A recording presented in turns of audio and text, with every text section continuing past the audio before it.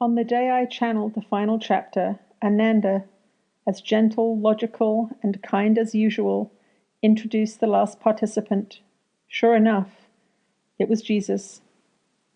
They assured me that this was necessary, and they told me that this final essay was the real reason for the book, to let us know that death as we see it is the grandest illusion of all, and that Jesus' original message, delivered to us so many centuries ago, is still the same. Everlasting life is available to us all.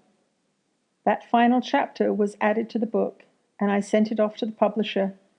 However, that wasn't the end of the story, not by a long shot.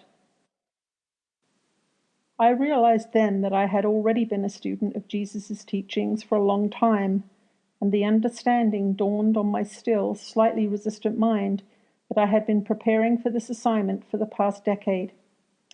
You see, I have been a long-time student of A Course in Miracles, an amazing spiritual document channeled in the 1970s that offers in great detail Jesus' true teachings without the distortions of ego, church, or human limitation. For 10 years, I had been a dedicated course student and practitioner. But only as I began to channel more information from that great mind was I able to see how I had been gently led down this pathway to channeling and eventually to speaking Jesus' own story. So many fears surfaced from deep within my mind as I began to think about the implications of this material I was transmitting. I knew that I was heading into treacherous waters. After all, this was the kind of behavior for which people had been burned, judged as insane or martyred, none of which sounded like much fun to me. How was I going to navigate these waters alone? Just a week or two after the last chapter had been dictated, my two sons, Alex and Kieran, as well as my daughter-in-law, Laura Jean, came to stay with me for 2 weeks, and a new teaching began. Each night for 10 days or so, I channeled both Ananda and Jesus for these open-minded and adventurous young adults. It heralded the beginning of their personal spiritual educations.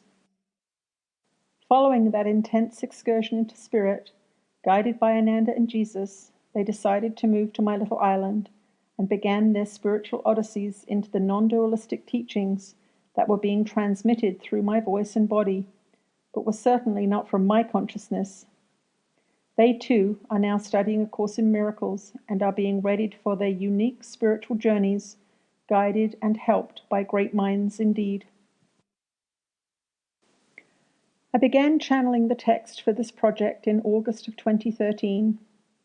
Daily, I would go into the peaceful state that allows channeling to take place, and Ananda would introduce JC, the affectionate term we use to refer to Jesus, and once again encourage, soothe, or cajole me into the task at hand. It took almost another year for me to complete this most unusual story. I had to take breaks and put it aside when the idea of it overwhelmed me, but I kept coming back to the project, knowing that I am only the messenger, nothing more. Ananda told me that it would be a year in the making, and at the time I could not see why, but now I do.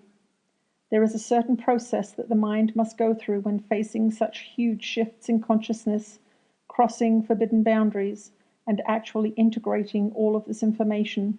It simply takes time. So I offer up this book to you with honesty and without an ounce of deception. I cannot verify the source. I cannot prove that this is true. All I know is that the story is not mine.